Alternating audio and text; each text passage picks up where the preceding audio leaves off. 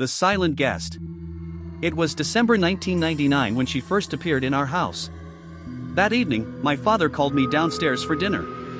As I rushed down the stairs, she was standing on the landing, reaching out a hand to stop me. Her expression was intensely anxious, and I could tell something was terribly wrong.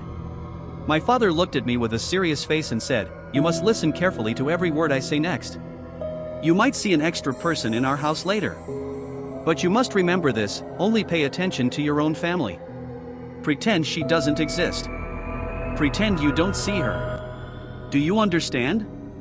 Do not let her know that you have noticed her." I was perplexed, wondering if my father was playing some kind of scripted game with me. Before I could ask, he continued, "She might whisper things. She might try everything to get your attention. If you're not careful, you could make eye contact or even talk to her. But you must control yourself. You absolutely cannot look her in the eye or speak to her. As long as you keep pretending she isn't there, she will eventually leave. Remember that?" 1,000 questions swam in my mind, but seeing that my father was clearly not joking, I had no choice but to agree. As I continued downstairs, my father kept nervously watching me. The moment I stepped into the kitchen, a profound chill enveloped me, as if the temperature had plummeted. The air carried a pungent, sour smell. My father and I sat down simultaneously. My sister sat across from me, her face deathly pale, her eyes vacant as she stared down at an empty plate. My mother was about to bring food to the table, and I could see tear tracks at the corners of her eyes. Everyone seemed wrong tonight. What on earth was happening? As I was silently questioning the bizarre behavior of my family, I suddenly noticed a woman standing in the corner of the kitchen. She had pale skin and straight, black hair. My eyes widened instantly. The atmosphere in the kitchen was suffocating, none of the usual laughter was present. Under the table, my sister reached out and squeezed my knee, whispering, "You see her too?" I nodded silently. My father sternly commanded us to be quiet. Then, the woman slowly began to walk toward us. The sound of her wet footsteps was accompanied by an even more horrifying stench. She moved to the dining table and stopped right behind my sister, placing her shriveled, skeletal hand on my sister's shoulder. My sister dared not move, her pupils trembling with fear. I quickly lowered my head, pretending not to notice. My mother also acted as if nothing was happening, humming a self-deceiving tune as she sliced vegetables. My father gripped my sister's hand, offering her strength and calming her. I had to admire my sister, she endured the situation. But the woman, emboldened, leaned close to her ear and began to whisper.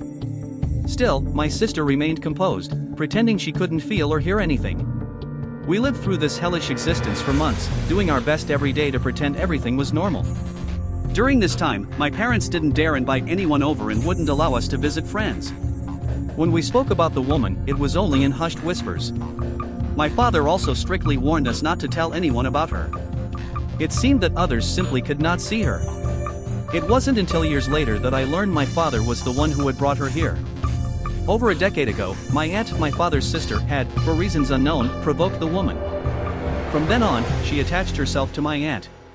After my aunt passed away, my father, unable to shake the grief and longing for his sister, became her next target. It is an incredibly difficult thing to treat a clearly present entity as non-existent. No matter where we went, the woman followed, often forcing us to move as a group. The toughest time, though, was when my sister and I were at school and my father was at work. My mother had to face the woman alone. One snowy night in February, after dinner, my mother went to bed early. The woman sat down right on their bed. In that moment, my mother could no longer bear it. I heard my mother scream from the bedroom, "Will you just stop bothering us?" My father, who was watching TV on the sofa, instantly went pale.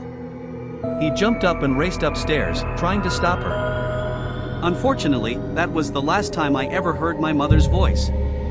The woman was still there, but my mother had vanished forever, leaving only a pool of blood on the carpet. A few weeks later, the woman whispered in my ear, "Do you want to see your mother? You can ask me. If you ask, I'll tell you where she is." But I held fast to my father's warning, "Do not speak to her. Do not acknowledge her existence." The reason I am sharing this story is that 18 years have passed, and I have seen the woman again. I have my own family now, and I refuse to let my wife and children face the same peril. I want you all to know of her existence. Perhaps by doing this, she will leave me and go find others who know she is real, perhaps you, reading this now. If she ever appears beside you, I am truly sorry. But please, remember this. You must never, ever let her realize that you have noticed her. That is your only way out.